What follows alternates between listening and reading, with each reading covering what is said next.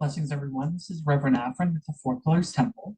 So I'm coming to you today because it's been some time since I've done a video like this, and I wanted to take the time to just kind of check in with everyone and let you know a couple of bits of information. So this video, as you know, with most of my videos, is probably going to be lengthy, but there's a couple of things I want to talk about in this video. I want to give you a personal update. I want to give you a temple update. I want to give you a professional update, which is part of the personal update. And then I want to talk a little bit about something else. So just to kind of give everyone a little bit of heads up about where I've been this time. As many of you know, I've been in graduate school the last 2 years, pretty straight through over the summer. I had a small break for winter break. But for the most part, I've gone straight through since spring of 2021. So since January of 2021, I've gone completely full through the process of going to graduate school. And so my master's degree is in counseling, and my area of focus was addiction counseling. So predominantly, I've been working in the field of addiction treatment for several years, and I wanted to get my master's degree to give myself some additional education and skills and training so that I can move on and being able to provide the best service to my clients. So I'm currently duly licensed as a mental health and a substance use counselor. So very exciting stuff. So that's kind of a personal update for me. I graduated at the beginning of May. And so now that I've graduated, I'm trying to kind of get my sea legs and get back into the rhythm of getting involved with witch school, getting involved with the temple again, in my own kind of way, and doing the work that I really love to do. I've been pretty quiet most of the time. I'm still around, I've kind of been liking, posts here and commenting there, and just kind of, for the most part, been pretty quiet. I haven't been terribly active on Facebook and online. I do try to continue to keep our blog up with the temple, even though I've been largely away because I've been so consumed with working 40 hours a week and going to school. So that's kind of the personal update. The temple update is that our temple has been doing some really great and important, exciting things. We're gaining new members as we've gone through the pandemic. I was actually quite surprised that we did gain new members through the pandemic, mostly because everyone was so distant. But I suppose, as things moved online for the pandemic, I think that really was a benefit to a lot of seekers, right? I've continued to mentor students in my temple in witch school studies as they work on their first degrees. I am a first and second degree mentor. As of right now, I don't have any official second. I'm sorry, I have one official second degree student. The temple recently started a study group for members of the temple that is to help the students, as they're working through their degree studies. So that's been really exciting. In a way, that sort of arm of my temple has become something of a de facto uh, planning committee for our events. So we've been really fortunate to be able to host Sabbats very regularly. So I've been very, very blessed to be able to, offer those services to our local community. Also, we started at the beginning of the year, I believe January, February, something like that. We had started offering online SBOT rituals as well from and also members of our temple. So I'm very excited about the things that we've been willing to offer and services that we've been willing to provide. So for the last few months, we've been focusing each SBOT on a different element, really exploring the elements, what they mean, and how we can relate with them, right? And in ritual and in our personal lives. So it's all just been very exciting.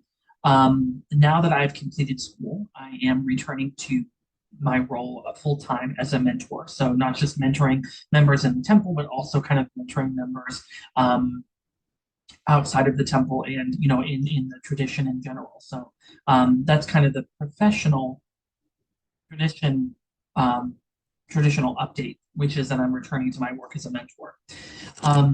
So that basically concludes all of the updates. for everything, which is just really exciting. I'm just so excited to kind of get back into things. Um, and as I kind of start working on that process of getting kind of back into the role that I was in before and all the work that I was doing before, I'm noticing that I'm having a little bit of a different approach or a different point of view around it. And I think it's safe to say that in the pagan community, there's a lot of competition, especially for individuals that are content creators. And at one time, and I would say this video too is kind of part of that content creation mode that I sometimes find myself in. I enjoy teaching, I enjoy ritual. Those are kind of my two big things that I do in my personal service to the tradition as a third degree is service through education and through ritual work, right? And being able to create space for seekers who are looking to get involved and practice their faith, right? But I see there's a lot of um, content creators out there. TikTok, witch talk is becoming really big now, and there's this pressure, and maybe I'm speaking for myself. There's this pressure to create. There's this pressure to continue to stay relevant. There's this pressure to try to be better than the next person, even if we're not necessarily competing against one another in that open arena. I think that for a lot of us, myself included, there is a level of competition that comes with creating content in um, things. And as our faith is moving, into this new age, to use the trite language, but as we're moving into this new age, I think that paths are moving together and practices are moving together. And I wouldn't consider myself to be a gatekeeper, but I am someone who likes to practice with integrity and likes to use the practices that I do with integrity, right? And so for me, I feel like quality over quantity is really the best practice when it comes to that. There's a really great book, I'm sure some of you have read it, it's called Cutting Through Spiritual Materialism. And the author of that book, this is actually Buddhism, the author of that book had talked about, how we're moving, in the West, we have a consumer culture. Let's be honest, right? There's this very strong pressure to have this consumer culture.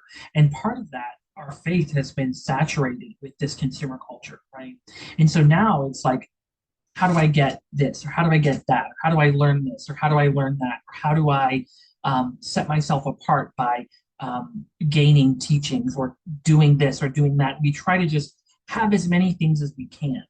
And unfortunately, the problem with that is that it's diluting the spirit and the essence of our practice. Because, it's like that old saying, master,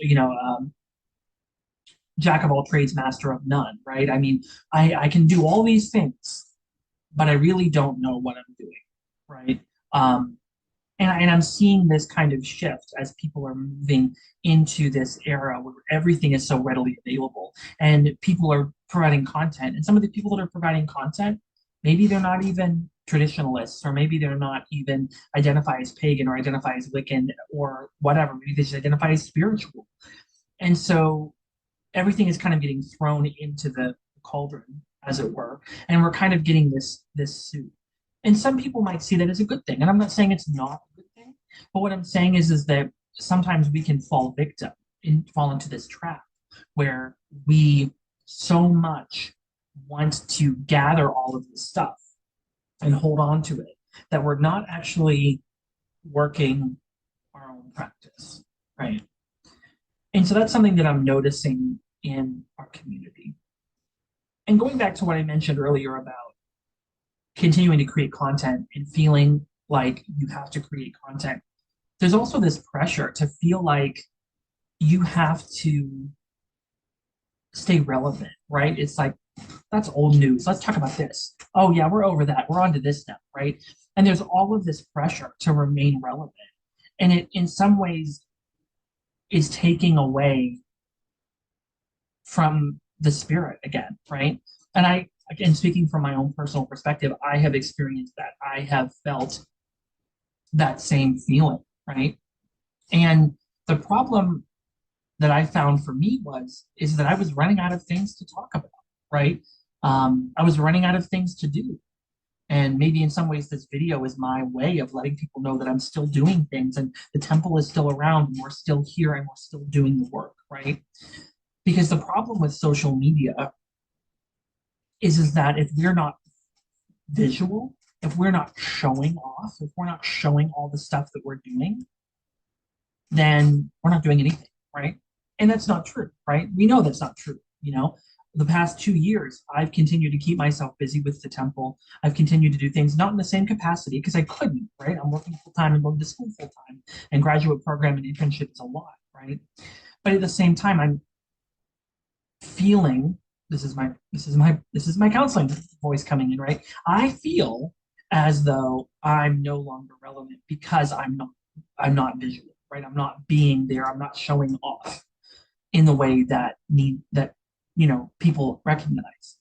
And so that's, I think, where we start to lose the thread. We start to lose that spirit, that root that's underneath it, right? Because we're working so hard to stay relevant. We're working so hard to keep up with the Joneses in our spiritual practice that we're losing track of the stuff that we are doing, right? What is the, quantity over quality? Strike that, reverse it, right? That quality of our practice. What is the quality of your practice? What are you doing that's instilling within you, refilling your cup, right? What is going on within you that's giving back to yourself? What's going on within you that's giving you the support that you need, right? And as a provider, as a mental health provider now, right? I am thinking about things in a different way. That's just part of what comes with it. And sometimes it's hard to separate myself now from Kyle the counselor and Kyle whatever, right? But at the same time, it's also difficult to integrate my spiritual practice with my counseling practice. And it's not my role really to like tell people what they should believe and what they shouldn't believe. But a lot of people come to me and they are interested in metaphysics. They are interested in the occult, or they are interested in new age philosophies, and it's kind of come down to them filtered right in its own way, and now they're coming to me and they're talking about personal things. But what we know is from the research and from statistics is that spirituality and the practice of one's spirituality is healing. And I have a personal belief that Wicca specifically is very much like therapy, right? There are a lot of practices that we see in Wicca that are in therapy, right? Journaling, shadow work, personifying parts of ourself and dialoguing with it, right? Um, meditation, where we wish good things on other people, blessing, right?